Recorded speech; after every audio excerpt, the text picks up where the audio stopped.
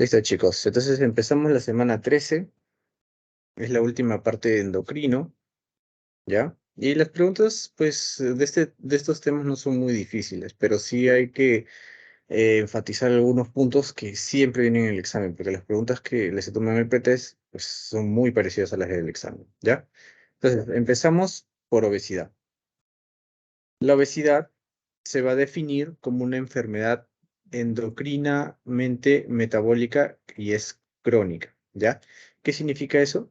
Que esta enfermedad va a alterar las hormonas, ¿ya? Y el metabolismo de tanto la grasa, los carbohidratos, los lípidos, ¿ya?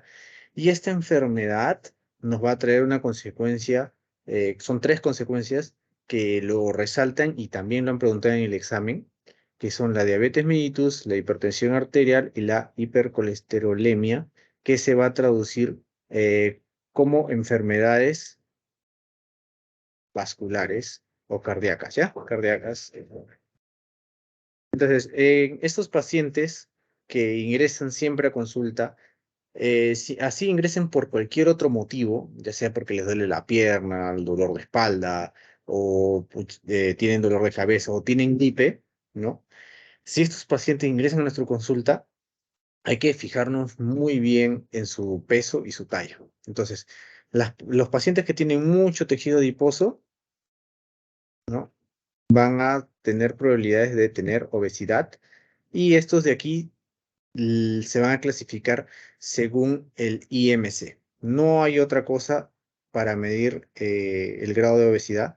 Lo vamos a hacer por el IMC, ¿ya? Entonces esto también ha sido pregunta donde ¿cómo clasificas a una persona? ¿Cómo sabes que una persona tiene obesidad? Pues con el IMC, ¿no? Tienes que saber el peso y la talla en metros, ¿ya? O sea, 1,7 metros, ¿no?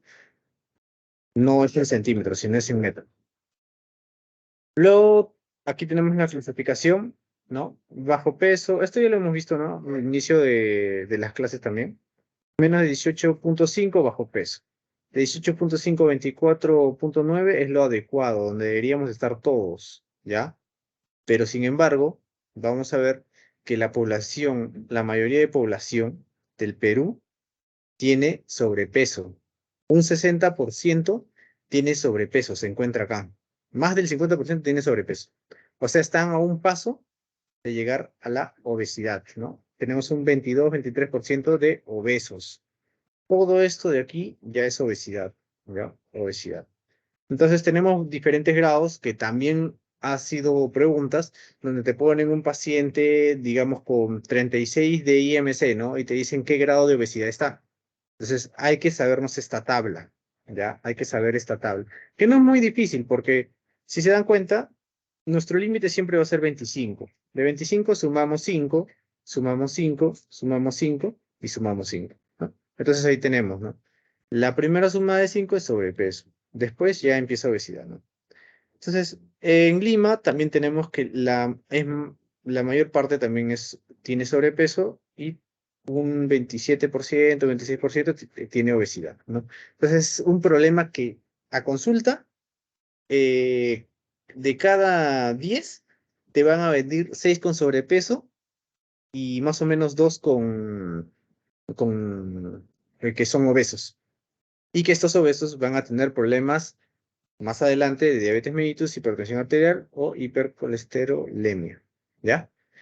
En la etiología tenemos muchas causas, ¿no? Causas reduccionistas, como es la ingesta calórica, o sea, lo que una persona come con el gasto calórico diario, ¿no? Entonces, nosotros tenemos una ingesta calórica, digamos, de 3.500 calorías diarias y tenemos un gasto calórico de 2.500. Esta diferencia, ya calorías, esta diferencia, que son como 1.000 calorías, se va a empezar a almacenar como triglicéridos o tejido adiposo, ¿no? Triglicéridos, ¿ya? Entonces, cuando una persona quiere subir de peso, o sea, es una persona delgada, muy delgada, nuestra ingesta calórica tiene que ser mayor a nuestro gasto calórico. Pero cuando una persona es obesa, no debería ser así porque no queremos que suba más de peso, sino que baje más de peso. Entonces, la ingesta calórica debería ser menor a su gasto calórico, ¿no? Este es el gasto calórico basal de una persona normal, 70 kilos, ¿no? Y pues cuando se ve que come demasiado, pues empieza a subir de peso, ¿no? Estas calorías se van a almacenar como triglicéridos, grasa adiposa, que va a contribuir al aumento de peso. Otra causa es genética, ¿no? Vemos papá obeso, mamá obesa, probablemente hijo obeso, ¿no? Tenemos hijo obeso. Conducta, por ejemplo, comer demasiadas porciones, personas que no hacen ejercicio y todo el día están sentadas en el trabajo, trastornos alimenticios, ¿no? Personas con ansiedad, también tenemos personas con ansiedad, tenemos personas ansiosas, bueno, ansiosas, depresión también. Todas estas personas lo que hacen es comer demasiado, ¿no? Comen demasiado. El medio ambiente por el bajo nivel económico, esto es a predominio carbohidratos, ¿no? Carbohidratos. Si ustedes preguntan en las periferias de Lima, donde es el nivel económico es más bajo, ¿no? ¿Qué es lo que comen diariamente? Te van a decir arroz, papa y de repente un huevo, ¿no? Entonces, predominio carbohidratos nos hace subir de peso. ¿Ya? Y hormonales como el hipotiroidismo que lo vimos en la clase pasada, donde el paciente por la baja T3, T4 suelen tener el metabolismo afectado, entonces empiezan a ganar mucho peso, ¿no? El hipercortisolismo, que ya lo vamos a ver, ¿no? Que la paciente también empieza a subir mucho de peso, y insulinoma también. ¿Ya? En la fisiopatología, pues es muy amplia, muy larga para ver todo lo que es la obesidad. Tiene muchas cosas de las citoquinas proinflamatorias que van a hacer inflamaciones y muchas cosas. Pero entre lo que más preguntan, siempre pueden preguntar por grelina y por leptina, porque esto es algo muy utilizado, ¿no? Que la grelina lo denominan como la hormona del hambre. ¿Ya? Entonces, la hormona del hambre va a ser secretada por el estómago, incrementa el apetito y promueve la ganancia de grasa. Y luego tenemos la leptina. Esta es la que nos ayuda, ¿no? Nos tiene que ayudar porque es la hormona de la saciedad. Es secretada por el tejido adiposo, ¿no? Por el tejido adiposo y incrementa la saciedad y evita que ganemos peso y grasa. Luego también tenemos medicamentos que nos pueden hacer aumentar de peso, como son los glucocorticoides, ¿no? Los glucocorticoides son retensores de agua y pues la grasa, el agua están juntas, ¿no? Mientras más grasita tenemos, más agua también tenemos, ¿ya? Después tenemos los medicamentos para la diabetes, los antipsicóticos de primera y segunda generación.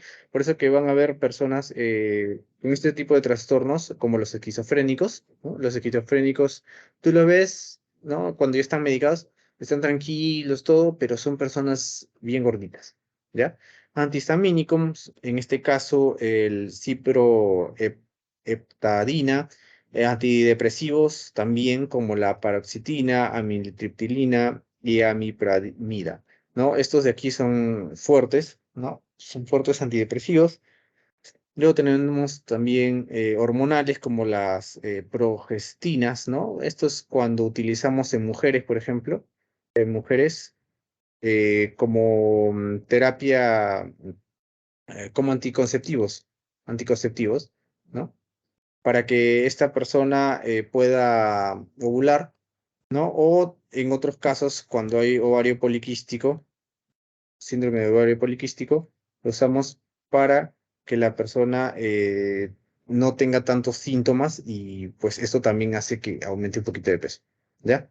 Luego tenemos los beta bloqueadores como el propranolol y los alfa bloqueantes como la terazocina, ¿no? Al examen físico, lo que más nos va a importar, ¿no? En una persona que viene a nuestra consulta con obesidad, es siempre tomarle la circunferencia cintura-cadera, ¿ya? Esto nunca pueden dejar de hacerlo en una persona que viene con obesidad. ¿ya? Aparte del IMC, esta es la segunda cosa que se debe hacer, ¿ya? Entonces tenemos, para ver la obesidad, tenemos en mujeres un riesgo bajo que debería estar en menos de 80 centímetros. En un hombre es menos de 95. Ya cuando es moderado, ya están a nivel de 81, 85 y en hombre 96 a 1. ¿Ya? Entonces, el hombre nunca debería pasar de 1 y la mujer nunca debería pasar de 85. ¿Ya? Si no, ya estamos con factores, es un factor de riesgo para diabetes mellitus, hipertensión, hipercolesterolemia, ¿ya? Y alto ya, pues es cuando más de 85, ¿no? De 86, 87 ya. Y hombre igualito, más de 1, ¿no? 1.1, 1.2. Aquí tenemos un montón de cosas que también afectan la obesidad, ¿no? Como los pulmones, porque hipoventilación, ¿por qué? Porque el paciente, como tiene una capa enorme de grasa, como si le pusiéramos una caja y entonces empieza a comprimir, ¿ya? Luego tenemos también el apnea del sueño obstructiva, el asma, ¿no? Dermatológicas tenemos hirsutismo, ¿ya? Hirsutismo, sudoración porque tiene un montón de grasa, ¿no? Psoriasis. Las personas con psoriasis es porque o sea, hay una reacción inmunológica, ¿no? Entonces también cruzan con eso. A nivel gastrointestinal, cálculos biliares, porque los cálculos biliares se forman por colesterol, entonces pueden tener cálculos biliares. Hay estetesis hepática no alcohólica, ¿no? O como ya veíamos en nuestro hígado, si nosotros empezamos a consumir mucha grasa, ¿qué pasa? Nuestro hígado tiene que metabolizar toda esa grasa. Entonces nuestro hígado se empieza a poner como un hígado graso, hígado graso. Y eso empieza a formar placas eh, ateroscleróticas en esta zona también, y eso hace que nuestro hígado no funcione bien y llega a una estatosis hepática, ¿no? El cáncer de colon, el reflujo gastroesofágico, el cáncer de estómago, ¿no? Enfermedades periodontal. A nivel ginecológico tenemos oligomenorrea, ¿ya? Entonces, personas que tienen mucha tejido adiposo que usan con oligomenorrea, o sea, que tienen periodos muy largos de menstruación en menstruación, ¿no? Su ciclo menstrual es largo, ¿ya? Entonces, también cursa con esterilidad justamente porque la oligomenorrea cruza con anovulación, entonces la paciente no ovula y eso causa esterilidad, ¿no? Luego es productor de cáncer de útero, mama y cuello uterino. ¿Por qué? Porque la obesidad, ¿no? Tenemos mucha obesidad y eso aumenta el estrógeno. Si aumenta el estrógeno, vamos a producir mucho más estímulo en las células tanto del endometrio, tanto en las células de la glándula mamaria, y esto va a hacer que puedan hiperplasiarse y producir un cáncer, ¿ya? Hay movilidad durante el embarazo, mortalidad durante el embarazo, porque esto también es probable una preeclampsia. Preeclampsia que hace que la madre pueda tener hipertensión durante la gestación, ¿no? Y esta hipertensión es muy fuerte que puede terminar en convulsiones y la madre muriendo. En el sistema nervioso central tenemos la hipertensión intracraneal, migraña, ACV, ¿no? Porque tenemos aterosclerosis también, psicológicas, no por el excesivo sobrepeso, digo la obesidad también, demencia, bueno, hipertensión, aquí la tenemos, cardiopatía isquémica, insuficiencia cardíaca, tromboembolia, que vienen a ser casi igual que no, que la, no, bueno, estos son los cardiovasculares, luego tenemos la metabólica, lo diabetes, dislipidemia, ¿no? Donde se elevan todos los ácidos grasos, hiperinsulinemia, ¿no? Por resistencia a la insulina también, hipogonadismo, cáncer de próstata, ¿no? Este es en el varón, este es en la mujer, ¿ya? Musculoesqueléticas tenemos artrosis y gota, ¿no? Gota por la diabetes. Después de pasar de la obesidad, pasamos al síndrome metabólico. O sea, la obesidad es como un criterio para el síndrome metabólico, ¿no? La obesidad es como que la persona recién está iniciando, solo tiene la circunferencia abdominal, tiene algunas molestias, pero de repente le hacemos exámenes de laboratorio y pues salen normales, ¿no?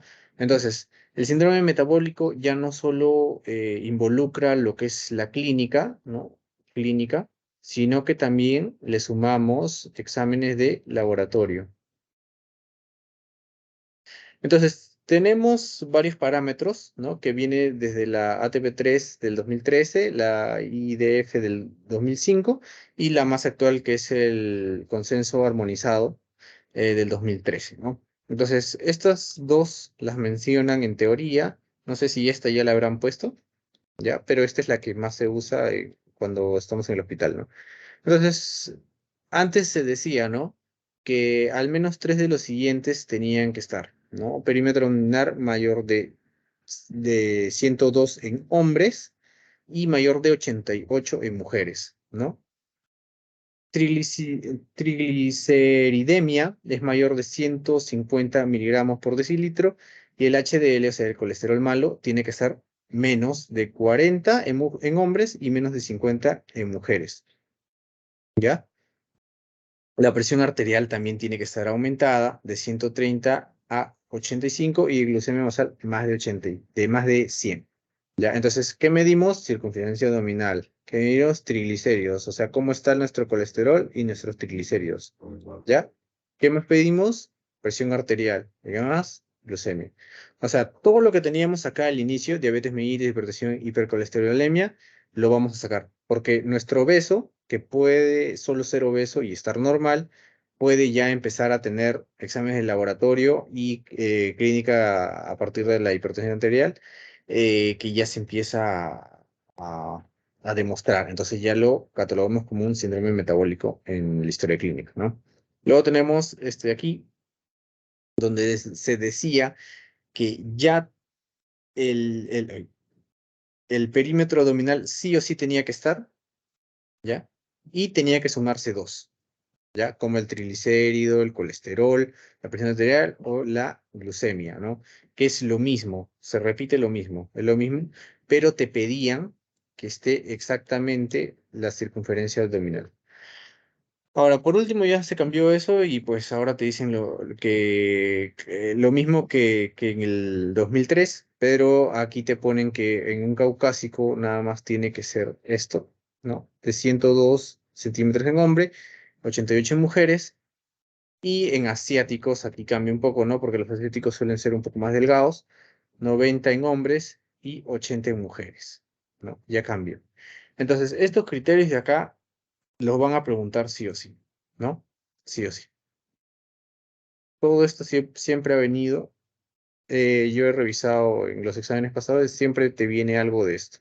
¿Ya? Entonces los valores no van a cambiar, ya sea aquí o aquí, sino que te van a decir en uno es 3, en otro es 2, ¿no? Pero siempre, no te van a preguntar exactamente cuáles son los criterios, ¿no? Siempre te ponen uno que más resalta, ¿no? Por ejemplo, pueden ponerte ¿no? Te pueden poner un hombre con 120 centímetros, ¿no? Hombre de 120 centímetros, o te pueden poner una mujer con 102 centímetros, ¿no? Una mujer con 102 centímetros. O te pueden poner triglicidemia de 200, ¿no? Ya 200 ya es alto, ¿no? O te pueden poner una presión arterial de 140, 90, ¿no? Para que sea obvio, ¿ya? La glucosa basal, bueno, este es el límite, pues, este es el límite, entonces ahí igualito lo tenemos a partir de 100, ya es un factor de riesgo para que tener síndrome metabólico, ¿ya? Esto lo han preguntado varias veces de diferentes maneras, pero lo han preguntado, ¿ya, chicos? Así que lo estudien. Bien. Ahora tenemos el síndrome de Cushing, ¿ya? El síndrome de Cushing o hipercortisolismo, ¿ya? Eh, bueno, esa es su definición, hipercortisolismo, o sea que hay un exceso de cortisol. o también llamada hormona del estrés, ¿no? Algo le dicen hormona del estrés. Estrés. Ya, entonces tenemos el síndrome de Cushing, tenemos la enfermedad, ¿no? Que es por la misma glándula suprarrenal. Entonces, nuestra glándula suprarrenal va a ser la afectada. Eso va a hacer que se produzca mucho cortisol, ¿ya? Y eso va a ser por feedback negativo, ¿no? Como ya lo habíamos visto, hipófisis, no, hipotálamo, primero es hipotálamo, hipófisis y glándula suprarrenal, ¿ya? Entonces, nuestra glándula suprarrenal produce muchísima cortisol, ¿ya? ¿Qué va a hacer? Va a venir el cortisol y va a hacer que las hormonas de arriba, como la ACTH, estén disminuidas, ¿ya? Para poder bajar lo que es el aumento de cortisol, ¿no? Por feedback negativo, ¿ya? Feedback negativo significa que hay mucho cortisol y para pararlo necesitamos bajar las hormonas que lo estimulan, ¿no? La ACTH, ¿ya? Ahora tenemos una neoplasia, pasa lo mismo. La neoplasia lo que hace es que la glándula suprarrenal sea mucho más grande. ¿Qué significa? Igual, mucho cortisol. Cortisol. ¿Qué va a hacer? Igualito, va a estimular acá arriba y van a estar disminuidas las ACTH, ¿ya? Luego tenemos un ACTH ectópico, ¿no? O sea, un productor ectópico de ACTH. ¿Y qué hace la ACTH? Va a hacer que la glándula suprarrenal esté también aumentada, ¿no? Hay aumento de cortisol. ¿Qué más hay aumento? De ACTH. Hay ACTH. Ahora, en exógenos, ya me he cruzado con pacientes que vienen porque son diagnosticados por alguna enfermedad o de repente no son diagnosticados, pero les gusta consumir corticoides. No sé por qué, no sé por qué algunos médicos también lo recetan demasiado, porque esto es algo que afecta mucho a la glándula suprarrenal, ¿ya? Entonces, si nosotros tenemos nuestra glándula suprarrenal, ¿no? Que produce cortisol en X cantidad, ¿ya? ¿Qué pasa cuando viene algo exógeno? Nuestra glándula suprarrenal ya no produce cortisol, porque estamos metiendo cortisol exógeno, ¿no? Entonces va a haber una glándula suprarrenal pequeña, ¿ya? Va a ser una glándula suprarrenal pequeña que no produce cortisol con un cortisol exógeno, ¿ya? Entonces, esto de aquí nos puede llevar a síndrome de Cushing. Entonces, yo les comento que el último paciente que vino era una paciente más o menos de 28 años, 30 años, que le dolía todos los huesos. Fue al traumatólogo y el traumatólogo le dio dexametasona. No le pasaba el dolor y y la señora empezaba a consumir más y más y más dexametasona. Consumió por 2 meses, creo. Y pues luego viene al consultorio y pues se le ve así, ¿no? Una fascia de cara de luna llena, bien rojita, ¿no? Con estrías por todos lados, un abdomen bien globoso y las piernas eran delgadas, ¿ya? ¿Qué había pasado con esta persona? Pues que tenía una artritis reumatoidea y que el traumatólogo no lo había diagnosticado, solo tenía que haber sacado factor de artritis reumatoidea y pues con eso tratarlo con AINES, ¿no? Pero pues la persona se automedicó y terminó haciendo un síndrome de Cushing por otra patología, ¿no? Y todo por los glucocorticoides, ¿no? Y hay otras personas también que tienen asma y empiezan a tomar corticoides, ¿no? Prednisona, dexametasona para bajarse el asma, que está mal, ¿no? No debería usarse. El corticoide es de última línea para esas cosas también, ¿no? O de repente en bajas dosis y por periodos muy controlados, ¿ya? Así que hay que tener cuidado con los glucocorticoides, ¿ya? Entonces, igualito, acá tenemos estrías rojas, violáceas, vinosas, ¿no? Tenemos ginecomastia, ¿no? Cuando es varón.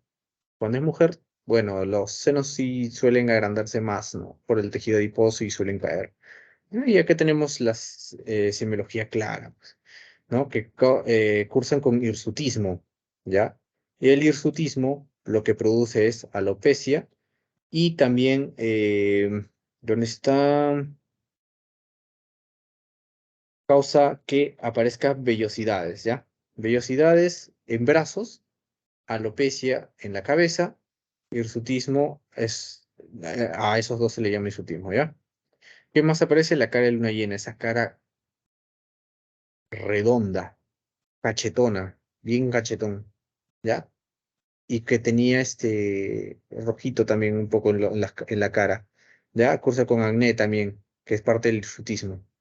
La equimosis, ¿no? Que empieza a tener como moretones. La jiba de búfalo, como aquí, jiba de búfalo, ¿no? La paciente también nos preguntó por qué tenía ese bulto, ¿no? Y es parte de la enfermedad, pues aquí se empieza a almacenar mucha grasa, ¿no? Y te sale como una jiba de búfalo, que es muy notoria. Y las extremidades delgadas, porque donde mayormente se gana la grasa y la retención de agua es a nivel del abdomen, ¿ya? Obesidad abdominal, ginecomastia, atrofia cutánea. La atrofia cutánea va a provocar justamente las estrías rojas y vinosas, ¿ya? Luego hay debilidad muscular, fragilidad ósea, o sea, termina en osteoporosis, pero esto ya es a largo plazo, ¿no? Si no es que no se revierte. O sea, si esta persona toma un año, 2 años, puede llegar a una osteoporosis, pero si es a 1 o 2 meses, es probable que no llegue, ¿no? Hay atrofia muscular y pues puede tener diabetes, va a cursar con hiperglucemia, hiperglucemia, pero no tan elevada, ¿no? Un diabético sí puede tener 200, 300. Esta persona es leve, o sea, se mantienen hasta 150 por ahí, ¿no? Porque va pasando la enfermedad y va aumentando. Es que esto de aquí se debe por justamente los corticoides, ¿no? Que suelen elevar también la glucemia, ¿ya? Entonces, aquí dice la causa más común es iatrogenia por administración de fármacos. Entonces, también, por eso les vuelvo a repetir, pacientes hospitalizados que se les da glucocorticoides, hay que tener cuidado de darle mucha dosis porque terminan en síndrome de Cushing, ¿ya?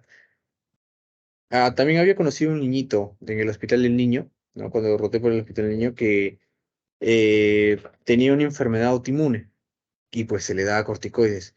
Pero los corticoides sí no le hacían mucho efecto, entonces tuvieron que aumentar la dosis y terminó con síndrome de Cushing, ¿no? Siendo niño. ¿No? Ahora pasamos síndrome Cushing, pasamos al otro lado que es síndrome de Addison, ¿no? Aquí tenemos un hipocortisolismo, ¿no? Igualito. Tenemos una insuficiencia suprarrenal primaria, entonces nuestra glándula suprarrenal que está encima de nuestros riñones va a estar chiquita, ¿ya? Y entonces no va a producir suficiente cortisol, aldosterona, todos los catecolaminas, todo esto va a estar disminuido. Y entonces esto va a ser por feedback negativo que la ACTH esté elevado, ¿no? Tenemos poca cantidad, feedback negativo, ACTH elevado, ¿ya? Acá está el cortisol disminuido, ¿no? Y cuando es una secundaria, pues viene desde arriba, ¿no? Puede ser que el hipotálamo o el hipófisis estén mal, entonces esto va a estar disminuido, por consecuente, todo lo que se produce en la glándula suprarrenal va a estar disminuido. Ahora, eh, en esta parte del síndrome de Cushing, como yo les había dicho, cuando es medicamentoso, o sea, farmacológico, estas personas, su glándula suprarrenal está también cursa con una insuficiencia eh, de la glándula suprarrenal. Entonces, ¿qué pasa?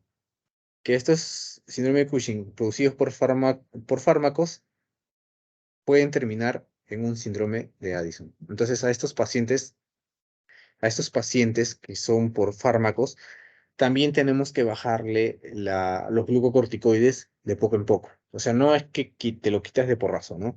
Porque si no vamos a causar un síndrome de Addison, ¿no? Porque tenemos una glándula suprarrenal que no produce nada de corticoides porque viene el corticoides exógeno, se acaban los corticoides exógenos y la glándula ya no produce. Entonces, terminamos en una enfermedad de Addison, ¿no? Entonces, se caracteriza la enfermedad de Addison, pues tenemos oscurecimiento de cabello, ¿ya? Tenemos pecas, hiperpigmentación de la piel. O sea, aquí lo más importante es hiperpigmentación, ¿ya? Pero eso es cuando es primaria, ¿ya? Cuando es primaria. Hay hiperpigmentación cuando es primaria, ¿ya? Hiperpigmentación en zona de pezones y fricciones. Por ejemplo, en la ingle también hay hiperpigmentación en este nivel, ¿no? Este nivel, en las axilas también hay hiperpigmentación. Hay hipotensión arterial, ¿ya? Hay disminución del vello axilar. En el cambio, en el otro había aumento de vello, ¿no? Hemación, que es anorexia, vómitos y diarrea. Ya hay debilidad muscular, como en ambos, disminución de vello púbico y hay pigmentación de mucosas. O sea, a estos pacientes tú les revisas las encías y suelen tener manchas. Entonces, la hiperpigmentación, ¿a qué se debe? Se debe a la ACTH, ¿ya? Entonces, regresamos aquí. En una insuficiencia suprarrenal primaria, ¿qué pasa? Nuestra ACTH está aumentada, ¿no? Nuestro problema es la glándula suprarrenal. Entonces, la ACTH está aumentada. La ACTH va a producir la hiperpigmentación, ¿ya? Entonces, en una insuficiencia suprarrenal secundaria, la ACTH está disminuida. Entonces, aquí no hay hiperpigmentación, ¿ya? Esta es pregunta de examen y ha venido en salud, en ENAM también lo preguntan así, ¿ya? Es por la ACTH, la hiperpigmentación. ¿Ya? Entonces, ¿con qué cursa? Con pérdida de peso, hipotensión arterial, porque la glándula suprarrenal no produce aldosterona, ¿no? El sistema renina, angiotensina, aldosterona se va a ver afectado. Entonces, ¿qué pasa? Hipotensión arterial. ¿Por qué más se debe la hipotensión arterial? Por la hipovolemia, ¿ya? Luego tenemos la hiponatremia, porque no se va a absorber el sodio por la aldosterona. La aldosterona hace que se reabsorbe el sodio, entonces también va a haber hiponatremia, que va a estar junto con hipercalemia. O sea, el único que va a estar en aumento es el potasio. El potasio es el único que está en aumento. ¿Ya, chicos? Se vayan a olvidar hiponatremia, hipovolemia, hipoglucemia, hipercalemia, ¿ya? Bueno, y la hipotensión arterial. Ahora, las causas del síndrome de Addison mayormente son autoinmunes, son inmunológicas. Hay otras degenerativas, como depósito de amiloide. Hay drogas como el ketonazol, como antifúngico, ¿no? Para acabar con la micosis o la astimia y por infecciones, tuberculosis o VIH que atacan justamente a la glándula suprarrenal y la convierten en una insuficiencia, ¿no? ¿Bien, chicos? Ahora pasamos a insuficiencia testicular. En insuficiencia testicular, claramente se va a definir como que el testículo no es suficiente para producir testosterona, que va a ser lo más importante en el testículo, la testosterona. Y esto va a hacer que no se produzcan caracteres secundarios, ¿ya? Entonces, vamos a tener igualito el mismo eje. Hipotálamo, hipófisis, gónada, en este caso el testículo, ¿ya? Entonces, aquí tenemos primero que el hipotálamo genera la GnRH, ¿no? El factor liberador de gonadotropinas, ¿ya? Que va a llegar a la hipófisis, ¿no? A la adenohipófisis y se van a producir las gonadotropinas de por sí. La FSH y la LH son gonadotropinas, ¿ya? ¿Qué va a hacer la FSH? Por un lado, va a regular la síntesis de testosterona y se forma en las células de Leydig, ¿ya? La LH va a estimular la espermatogénesis y actúa en las glándulas de Sertoli. Entonces, estos dos de aquí no se vayan a olvidar nunca, porque lo van a ver más adelante en otros cursos, ¿ya? ¿Dónde se localiza la célula de Leydig? En el intersticio. ¿Y dónde se localiza la célula de Sertoli? En el túbulo seminífero. Entonces, ¿qué hace la testosterona? Va a reducir la hormona estimuladora de gonadotropina, ¿ya? Entonces, este es por feedback negativo igualito. ¿No? Feedback negativo, si hay mucha testosterona, ¿qué pasa? La GNR empieza a disminuir, ¿ya? ¿Y qué pasa si hay poca síntesis de testosterona? La GNR empieza a aumentar, ¿no? Feedback negativo. Ya, en el caso del LH es algo parecido, ¿no? Pero aquí la espermatogénesis lo que va a producir es la inhibina. La inhibina se va a encargar de suprimir la FSH, ¿ya?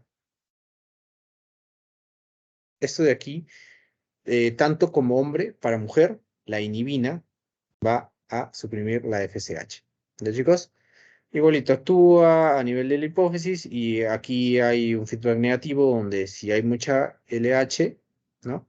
Va a hacer que la, el- la hormona estimuladora de gonadotropina disminuya, ¿no? Si hay mucho LH, disminuye. Si hay mucho LH, si hay mucho LH, si hay un poco LH, aumenta, ¿ya? Entonces, aquí tenemos las principales causas, ¿no? Hipogonadismo, o sea, que tenemos un testículo chiquito, hipogonadismo, hipergonadotrópico. O sea, ¿qué significa? Que la FSH y la LH, ¿cómo están? Aumentadas, hipergonadotrópico. O sea, que las gonadotropinas están aumentadas, ¿ya? Entonces, esto es una causa primaria, ¿ya? Primaria. ¿Por qué? ¿Dónde está el problema? En nuestros testículos. ¿Ya? Aquí tenemos el síndrome de Klinefelter y el síndrome de Reifenstein. ¿Ya? El síndrome de Klinefelter es 47XY, XXY, hay digenesia gonadal, o sea que no hay una buena diferenciación a nivel del testículo, y esto va a causar con infertilidad, que la mayoría de pacientes cuando va a consulta es porque son estériles, ¿ya? Por azospermia, o sea que no encuentran lo que son espermatozoides en el semen, ¿no? Entonces, ¿dónde se ve afectado? En la LH. Acá el testículo de la espermatogénesis, la LH está aumentada, quiere estimular el testículo, pero no puede, ¿no? Hay ginecomastia, cursa con ginecomastia en algunos casos, la FSH y LH están aumentadas, como les decía, las inhibinas están disminuidas porque la FSH está aumentada, entonces si la FSH está aumentada, las inhibinas están disminuidas. Si las inhibinas aumentan, la FSH estaría disminuida, ¿no? Pero en este caso, como el testículo está atrofiado, necesitamos darle mucho estímulo, ¿no? Y algunos pacientes, un 30% cursan con diabetes mellitus. El síndrome de Reifenstein es 46XY, o sea, es una persona normal, pero hay atrofia postpuberal de los túbulos seminíferos. O sea, otra vez tenemos un problema aquí, a este nivel, ¿ya? ¿Y qué pasa? Igualito, azospermia. O sea, los túbulos seminíferos por donde va a pasar los espermatozoides van a estar cerrados, ¿ya? Están cerrados. Entonces, no pasa los espermatozoides por los túbulos seminíferos y se produce azospermia, ¿ya? Y hay hiperplasia de células de Leydig, ¿ya? Células de Leydig que producen testosterona. Entonces, esto también la testosterona ayuda a la espermatogénesis, entonces, por eso que se ve hipertrofiada, ¿no? O sea, quiere elevar los niveles de testosterona, ¿ya? Ahora pasamos con el hipogonadismo hipogonadotrófico. O sea, esto ya es algo secundario. Secundario. ¿Ya? Entonces acá tenemos nuestros testículos chiquitos. O de repente no tenemos, ¿no? Y tenemos nuestra FSH y LH disminuidos. ¿Ya? Aquí la testosterona también va a estar disminuida porque no hay testículo. ¿Ya? Aquí tenemos el síndrome de Kalman. ¿Ya? Este síndrome de Kalman es caracterizado por algo muy, muy específico, ¿ya? Es un trastorno genético congénito y hereditario, autosómica ligada al cromosoma X, déficit de gonadotropinas, por eso que les decía FSH y LH disminuido, y cursa con anosmia, ¿ya? Entonces, nunca se vayan a olvidar porque esto también lo han preguntado, ¿ya? Lo han preguntado en exámenes de Nada Me Salud, ¿qué persona con déficit gonadotropismo de FSH y LH y anosmia es síndrome de Kallmann. Chicos, hay unos testículos involucionados, o sea, también la producción de testosterona es baja, ¿ya? Todo está bajo, chicos. Ahora, insuficiencia ovárica. La insuficiencia ovárica, para saber más o menos de qué trata, ¿no? Que el ovario es insuficiente de producir más que nada la ovulación, y por lo tanto lo que es los embarazos, ¿no? O sea, la concepción, todo. Es muy importante también saber el ciclo ovario uterino, ¿ya? Entonces, aquí tenemos el ciclo ovárico por un lado y tenemos el ciclo uterino por otro lado, ¿ya? Los dos van a la par, pero se van a diferenciar por cómo se llama su fase, ¿ya? En el ciclo ovárico lo decimos fase folicular y fase lútea, porque lo que nos va a importar es el folículo, ¿ya? En cambio, en el ciclo uterino, nosotros pasamos a fase proliferativa y fase secretoria, ¿ya? Porque aquí hay glándulas, ¿ya? Glándulas, y en una zona se va a proliferar, o sea, empiezan a crecer, y en otra parte van a empezar a secretar cosas, ¿ya? Entonces, en la fase folicular, nosotros tenemos nuestro folículo primario, la teca, el antro, ¿no? Y se produce la ovulación. ¿Cómo están las hormonas aquí? Tenemos primero la FSH, que está elevado, ¿ya? En nivel folicular, la FSH es la hormona que va a predominar, ¿ya? Y la FSH en las mujeres estimula a los estrógenos. Entonces, ¿qué vamos a tener? También elevados estrógenos. Entonces, ¿qué hay en la fase folicular aumentado? FSH y estrógenos, ¿ya? Entonces llega un momento donde aquí se produce un feedback positivo, ¿ya? O sea, aquí ya no es negativo, donde si la FSH está aumentada, nos manda a bajar la hormona estimuladora de gonadotropinas, ¿no? No disminuye, sino que aumenta, ¿ya? Aquí aumenta la GNRH, ¿no? Por feedback positivo, ¿ya? Feedback positivo. Entonces, ¿qué hace? Empieza a aumentar más la FSH, ¿ya? Y se produce un pico de estrógeno, que más que nada es estradiol,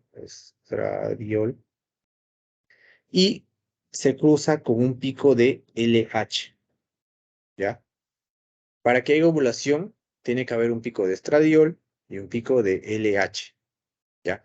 Con esos dos se produce la ovulación en el día 14, a mitad del ciclo. De 0 a 28 es lo normal, entonces la mitad es 14. Y pues después de eso empiezan a aparecer las inhibinas. Y las inhibinas hacen que la FSH disminuya y por lo tanto el estrógeno también empieza a decaer. Miren cómo decae el estrógeno, ¿ya? ¿Y quién empieza a subir en la fase lútea y en la fase secretora? La otra hormona, la progesterona.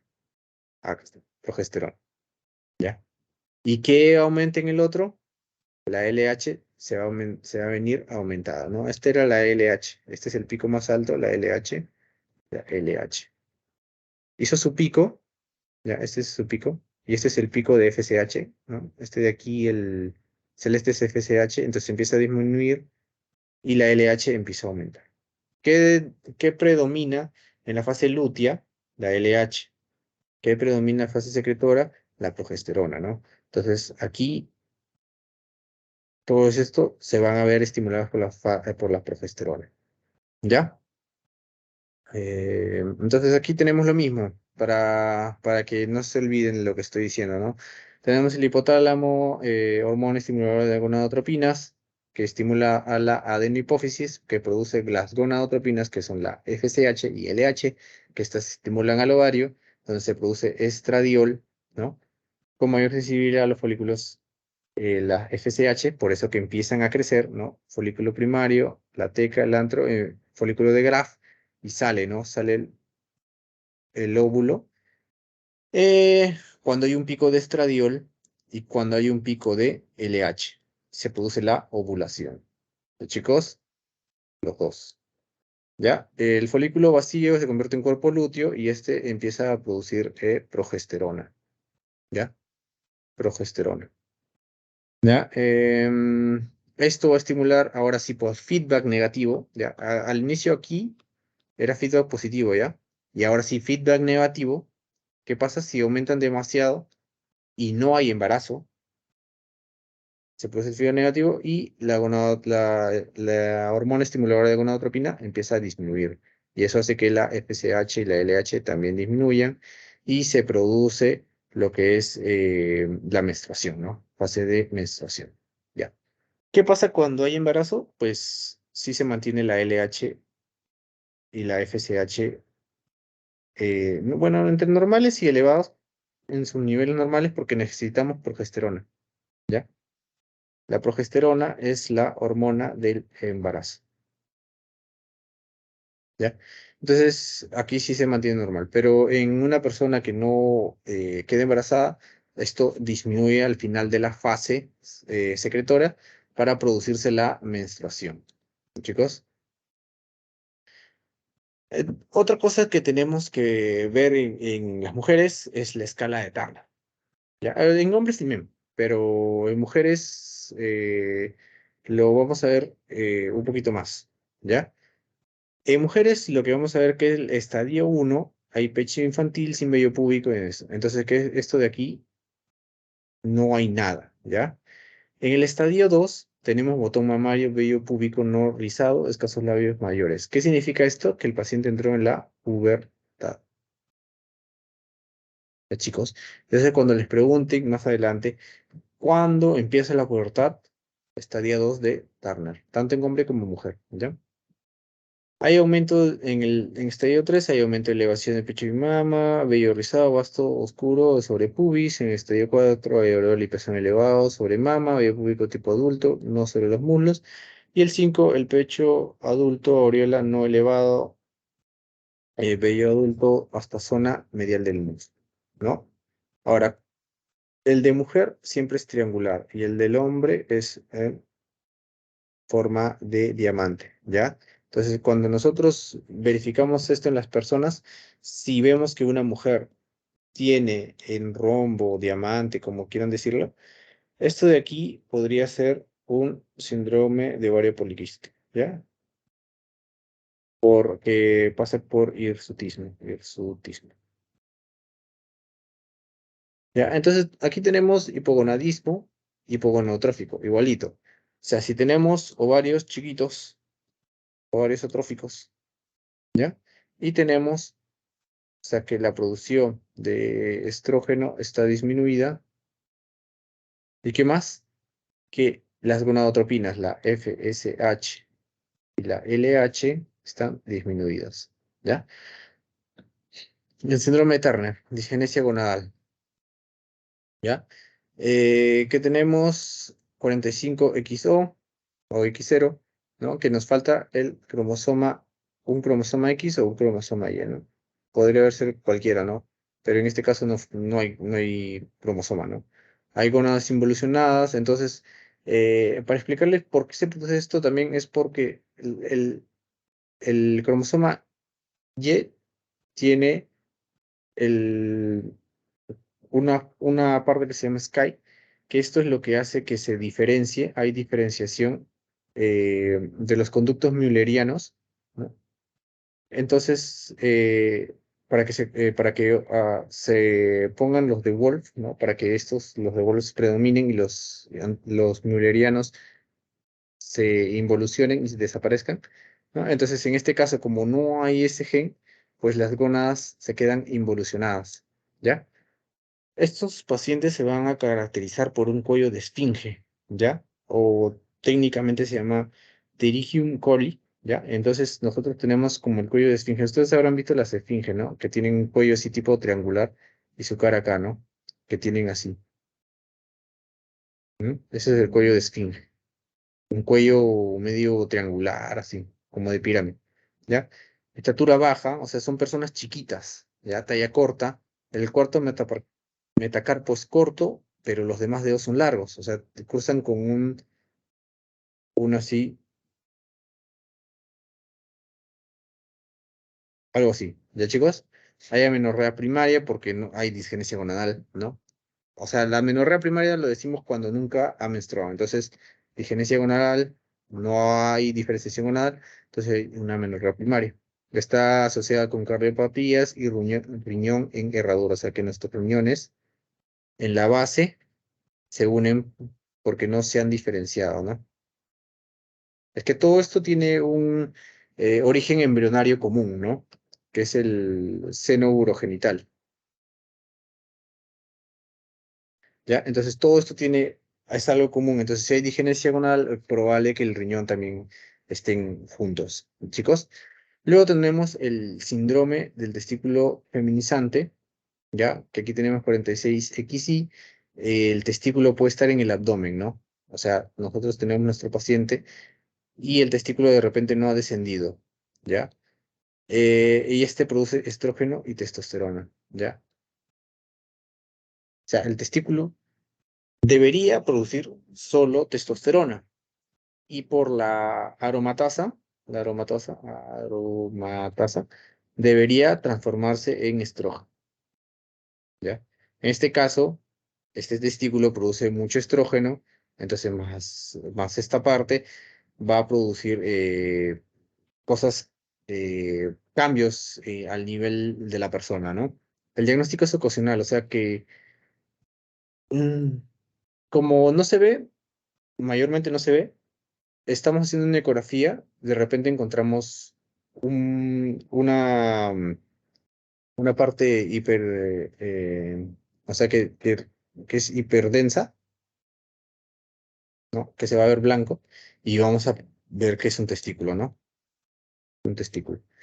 Y hay hipertrofia de clítoris, ¿ya? Es que esta persona, como también cursa con un poco de testosterona, ¿no? Si es mujer, cursa con testosterona, ¿y qué pasa? Pues los caracteres secundarios empiezan a aumentar. Entonces, una de las causas es hipertrofia de clítoris, ¿no? Es también una de las consultas por las cuales acude estas pacientes, ¿ya? Luego tenemos el síndrome de ovario poliquístico, que es muy común también, afecta a muchas mujeres, ¿ya? Y estos pacientes cursan con muchos picos de LH, ¿ya? Entonces, al tener muchos picos de LH, hace que la paciente no pueda ovular, ¿no? Y eso se ve como oligomenorrea, ¿no? Que es curso, mayor de 35 días, ¿ya? Del ciclo menstrual. Y amenorrea que no ovula o no tiene sangrado menstrual por 6 meses más o menos, ¿ya? Y cursa con anovulación. Ovulación. ¿Ya? Estas personas son obesas porque justamente cursan con este desorden hormonal donde se produce mucha LH, mucha FSH, ¿ya? Y por lo tanto, mucho estrógeno y eso hace que la paciente se infle. Y es autismo por el hiperandrogenismo, ya que se va a ver los andrógenos, porque aquí las células de la teca van a producir muchos andrógenos porque se van a ver hipertrofiados, ¿no? Justamente por el aumento de LH y FSH. Y esto ocurre con esterilidad, ¿no? Y resistencia a la insulina, ¿no? Que este es un porcentaje solo de estos pacientes cursan con esto, pero sí se ve que muchos pacientes con ovario poliquístico tienen esa resistencia a la insulina que puede terminar en una diabetes mellitus, ¿no? Luego tenemos la amenorrea con galactorrea, que es una disminución de gonadotropinas, y aquí tenemos el síndrome de Chiari-Frommel, ¿no? Que no se vayan a olvidar también este síndrome, que cursa con amenorrea postparto. Entonces, cuando nosotros tenemos a nuestra mujer embarazada, que luego da a luz, ¿ya? Cursa con un periodo donde da lactancia. La lactancia aumenta lo que es la prolactina. Y la prolactina lo que hace es disminuir la LH-FSH, ¿no? ¿Y qué pasa? Pues la paciente no ovula, ¿no? Entonces, eh, estas personas, si se dan cuenta, pasan casi un año y medio que no de lactancia y no quedan embarazadas a pesar que tienen relaciones sexuales, ¿no? Y ellos lo usan como un método anticonceptivo y se va a ver que en ciertos lugares le dan lactancia más o menos hasta las 3, 4, 5 años, ¿no? Solo para no volver a quedar embarazadas, ¿no? Ahora, ese es en un porcentaje de mujeres. Hay otro porcentaje que a pesar de que está lactando y tiene relaciones sexuales, puede quedar embarazada, ¿ya? Entonces no es completamente seguro este método, ¿ya? Así que ya cuando les toque hablar con los pacientes, ¿no? Les dicen que de todas maneras estas personas tienen que, si no quieren volver a tener hijos más adelante, cuando son adolescentes, por ejemplo, muchas adolescentes terminan embarazados, se les va a poner un dispositivo, ¿no? Para poder eh, que no vuelvan a quedar embarazadas, ¿no? Luego tenemos la precocidad sexual, ¿no? Que hay que diferenciarlo, que no es una pubertad precoz, ¿ya? La pubertad precoz se puede ver por muchos factores que hacen que la paciente pueda realizar su pubertad precoz, que es menos de 10 años, pero en este caso la precocidad sexual es por un origen tumoral, ¿ya? Este origen tumoral va a ser a nivel de la glándula pineal, al hipotálamo o del ovario, ¿ya? Tiene que haber una causa tumoral para decir que es una precocidad sexual, ¿ya? La pubertad precoz se puede dar más que nada hereditario, ¿no? Es genético y pues se puede dar por muchos factores que estimulen que se active el sistema hipotálamo, hipofisiario, ovario. ¿Ya, chicos? Entonces, hasta ahí ha sido la clase de hoy. Espero se haya entendido.